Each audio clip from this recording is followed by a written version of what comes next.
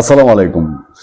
এই election commission যে শেষ পর্যন্ত কোন গিট্টুটা পাকায় বা কোন গুজামিলটা লাগায়, একে তো অভিজ্ঞতা নাই, তারপরে ওই আদার ব্যাপারে গেছে জাহাজের খোঁজ নিতে, তারপরে জাতীয় নির্বাচন, তারপরে জাতীয় নির্বাচনের উপরে আবার গণভোট, এবং এর মধ্যেই প্যাচগুস লাগাই দিচ্ছে, বলছে যে ভাই মাফ করেন, ভোট গণনা করতে কিন্তু সময় লাগবে। তো যারা বিশ্লেষক তাদের ধারণা অনুযায়ী 3 দিন সময় লাগতে পারে ভোট গণনায়। বাংলাদেশে এটা অস্বাভাবিক ঘটনা, এবং তারা আগে থেকে জাতিকে প্রস্তুত করে আছে। আগে একটা খবর আছে, এরা যে মানে সবকিছু মাথা খাটায় করে না বা বুঝে উঠতে পারে না, বুঝে পড়ে, সময় গেলে পরে বুঝে। খবরটা আগে একটু আপনারা শুনেন। খবরটা হলো যে বাংলাদেশে তো কত হাজার যেন বললো, 55,000 না 50,000, 55,000 নির্বাচক পর্যবেক্ষক থাকবে, তাই না? যদিও আমেরিকা এবং জাতিসংঘ নাই। নির্বাচন পর্যবেক্ষণে ভারতকে আমন্ত্রণ জানালো বাংলাদেশ। মানে শেষ তো গাইছে ভারতকে। আগে কিন্তু সবকিছু ফাইনাল, পর্যবেক্ষক ফাইনাল, এখন ভারতরে সে আমন্ত্রণ জানাইছে। আচ্ছা, কি হয়েছে? ত্রয়োদশ জাতীয় নির্বাচন এবং একই দিনে অনুষ্ঠিতব্য জুলাই জাতীয় সনদ নিয়ে গণভোট পর্যবেক্ষণে ভারতকে আনুষ্ঠানিকভাবে আমন্ত্রণ জানিয়েছে বাংলাদেশ। তবে এ বিষয়ে এখন কোনো প্রতিক্রিয়া জানায়নি নয়াদিল্লি। ভারতীয় সংবাদ মাধ্যম ইন্ডিয়া টুডে বলছে, আগামী 12 ফেব্রুয়ারি অনুষ্ঠিতব্য 12তম জাতীয় সংসদ নির্বাচন ও জুলাই জাতীয় সনদ বিষয়ে গণভোট পর্যবেক্ষণের জন্য ভারতকে আন্তর্জাতিক পর্যবেক্ষক হিসেবে আমন্ত্রণ জানিয়েছে বাংলাদেশ। একই সঙ্গে আরো কয়েকটি দেশ ও আন্তর্জাতিক সংস্থাকেও আমন্ত্রণ জানানো হয়েছে, তবে ভারত এখনো জানায়নি তারা পর্যবেক্ষক দল পাঠাবে কিনা।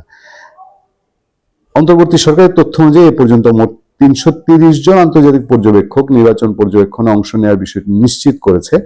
তাদের মধ্যে 6টি আন্তর্জাতিক সংস্থা, 16টি দেশ এবং বিভিন্ন বৈশ্বিক প্রতিষ্ঠানে প্রতিনিধিত্বকারী 32 ব্যক্তি রয়েছেন। অংশগ্রহণ নিশ্চিত করা পর্যবেক্ষক দলগুলোর মধ্যে রয়েছে ইসলামী সহযোগিতা সংস্থা ওআইসি, ইউরোপীয় ইউনিয়ন সহ অন্যান্য আন্তর্জাতিক সংস্থার প্রতিনিধিরা। পর্যবেক্ষক দলে সরকারি ও বেসরকারি উভয় ধরনের সংস্থার প্রতিনিধিরাও থাকবেন। বাংলাদেশের অন্তর্বর্তী সরকারের প্রধান উপদেষ্টা ডক্টর মোহাম্মদ ইউনূসের কার্যালয় থেকে দেওয়া এক বিবৃতিতে বলা হয়, আসন্ন নির্বাচনে যে সংখ্যক আন্তর্জাতিক পর্যবেক্ষক অংশ নিচ্ছে তা 2024 সালের 7 জানুয়ারি বিতর্কিত সাধারণ নির্বাচনের তুলনায় দ্বিগুণেরও বেশি। ওইটা বিতর্কিত নির্বাচন, এটা কি সতর্ক নির্বাচন? এটা তো মহাবিতর্কিত নির্বাচন। আচ্ছা, ভারতের পাশাপাশি আর কারা কারা আছে দেখেন: নেপাল, অস্ট্রেলিয়া, ব্রাজিল, কানাডা, মিশর, France, Kuwait, Morocco, Nigeria, Romania সহ আরো কয়েকটি দেশকে আমন্ত্রণ জানানো হয়েছে। দেখবেন ইন্টারেস্টিংলি ম্যাক্সিমাম মুসলিম প্রধান দেশকে আমন্ত্রণ জানানো হয়েছে। এসব দেশের কয়েকটি এখনো তাদের প্রতিনিধি দল চূড়ান্ত করার প্রক্রিয়ায় রয়েছে।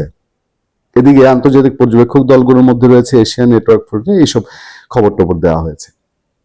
ভারতকে তারা আগে দাওয়াত দেয়নি, এবং ভারতের সাথে এই সরকারের দা কুমড়া সম্পর্ক চলছে। এই দা কুমড়া সম্পর্কের মাঝে সেদিন আমরা একটা আলোচনায় ছিলাম, সেখানেও কথা উঠেছিল যে ভারতকে কেন পর্যবেক্ষক হিসাবে আমন্ত্রণ জানানো হলো না। ভারতের অবস্থান তো ক্লিয়ার, তো এই নির্বাচনটাই ঠিক মতো এইটাকে তারা অ্যাকসেপ্ট করতে পারছে না। তারা সবসময় বলে এসেছিল আওয়ামী লীগ সহ নির্বাচনের জন্য।